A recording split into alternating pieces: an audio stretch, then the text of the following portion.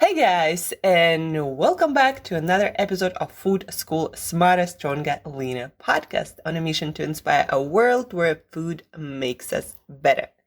Guys, today we are talking about fat loss progress, and we're talking about one of my clients who texted me yesterday with her 1% body fat progress in a month of our work together.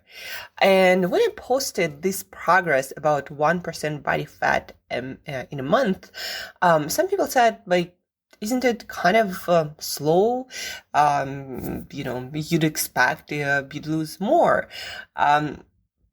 But guys, first of all, no progress is too slow. As long as you are progressing towards your goal in a sustainable way and you're not yo-yoing back and forth, it's always, it means you're doing something right.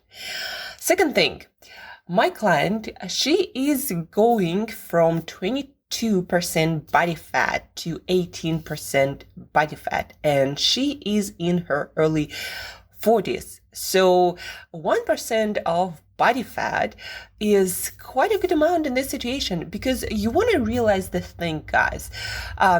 First of all, for a woman, healthy percentage of body fat is considered to be somewhere between, like, ideal body fat percentage, somewhere between 20 to 25. And going into teens for any woman is not going to be easy, and it's not going to be fast unless you are already an athlete and you just put on some weight in between seasons. In this case, it might go faster, but for most women, especially after 40, it's not going to be fast.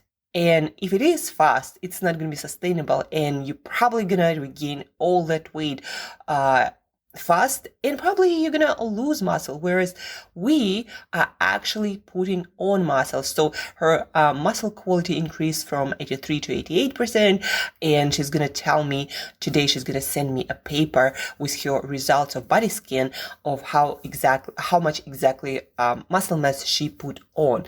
And so when you're trying to lose fat and build muscle, it's a quite a complicated process. And if you're going into the right direction already, putting on muscle and losing body fat, it's already amazing. You are doing amazing. And again, it is not slow, especially if you're trying from being in a good shape to getting into great shape and getting into athletic, lean kind of shape. So it's never going to be never going to be fast, and it's never going to be as easy as losing body fat when you are overweight or obese. So those are two separate kind of weight loss, right? Another thing, guys, you want to understand that to get from good shape to lean and super lean, it's not going to be just about eating healthy. And it's not going to be just about keto or low carb or plant-based. By the way, my client, she is plant-based. So I work with plant-based athletes and plant-based clients too, helping them usually to address a lot of deficiencies and learning how to eat enough protein on a regular basis. So I was talking about, to go from good shape to lean and super lean, it's not going to be about just eating healthy or counting your carbs. You will have to figure out how to be calorie aware, meaning somehow manage and measure the amount of food you eat and reduce this amount in order to get to that leaner body fat, athletic lean. There is a brand, Athletic Greens, and I like to use this term, athletic lean. It means that it's beyond what is normal for non-athletes. It's still healthy, but it's beyond, and you're going to put extra effort into getting there. And when it comes to maintenance, it's not going to be as easy as maintaining, let's say for a woman, 20 to 25. So in teens, 15, 17, 18%, it's not going to be as easy, and you need to be consistent with your new eating habits pretty much, 90% of the time, except for some occasions like holidays or celebrations, etc. So it's not going to be just about eating healthy or counting carbs. You will have to make yourself aware of the amount of foods you are eating. And then when it comes to cutting, in this specific scenario, when you're trying to burn fat, and build muscle, in this specific scenario, you want to be focused on eating protein, not ever cutting that.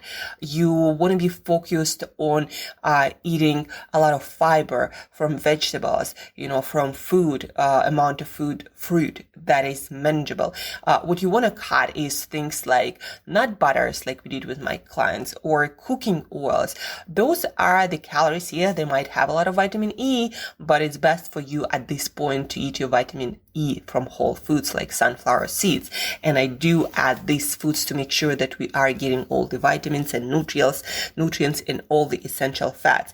And speaking about that, guys, when you are working on this getting to athletic lean state, and you want to burn fat, you want to build muscle, and at the same time, you want to make it sustainable. You don't want to be hungry. You don't want to, be low on energy. If you want to have all of this, you need to also know where you're getting all of your vitamins and minerals and healthy fats and all of your amino acids. So your meal plan gotta be on point if you want to succeed in this and succeed long term, not just, starve yourself, getting there, and your body going to be in such a stressed and deprived state. Then there's going to be insatiable hunger, and you're going to bounce back with usually additional surplus, and it's going to be much harder to get back, if you'll ever get back to that progress that you made. So taking care of your vitamins and minerals, not just about the calories, it's also very, very important at this stage. And the last but not least, guys, with these clients who are trying to get to athletic lean, to get the shape, best shape of their life, and stay there, this above average shape. So for these clients, a lot of work has to be done on the mental side. How to manage your mental state and your self-talk and your priorities in order for you not to slip back to old habits and delete, all this progress that you just made. You need to change a couple of things about your, priorities, your self-talk, how you manage your emotions, some stressful situations in your life, because if you want to maintain this great shape for life, you will have to figure out how to deal with stressors and difficult situations and crucial conversations, difficult conversations in your life. You will have to figure out how to deal with that without food, without alcohol, without sleepless nights that inevitably will lead to poor eating choices and compromised priorities that will lead to losing progress that you made. So it is a lot of mental skills. So one of the skills that I work with most of my clients is sitting with discomfort, right? When you're getting into this amazing shape, it takes work to maintain. And then you also have your whole life that you still, need to take care of and be really good at it if you want to stay well and happy in your life. And so sitting with discomfort, realizing that not trying to fix it with food or alcohol or other behaviors, and figuring out a solution that might be challenging, that might be difficult, but you have to do it. So sitting with discomfort, not having to fix it, to run and hide and avoid all these difficult situations is one of the biggest skills for most of my clients. And it was big thing for myself too.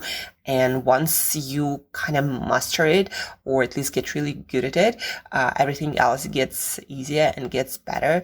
Then, another thing is it's okay to be hungry sometimes. You don't need to, satisfy every one of your cravings, and you don't necessarily need to eat every time there is a little bit of hunger.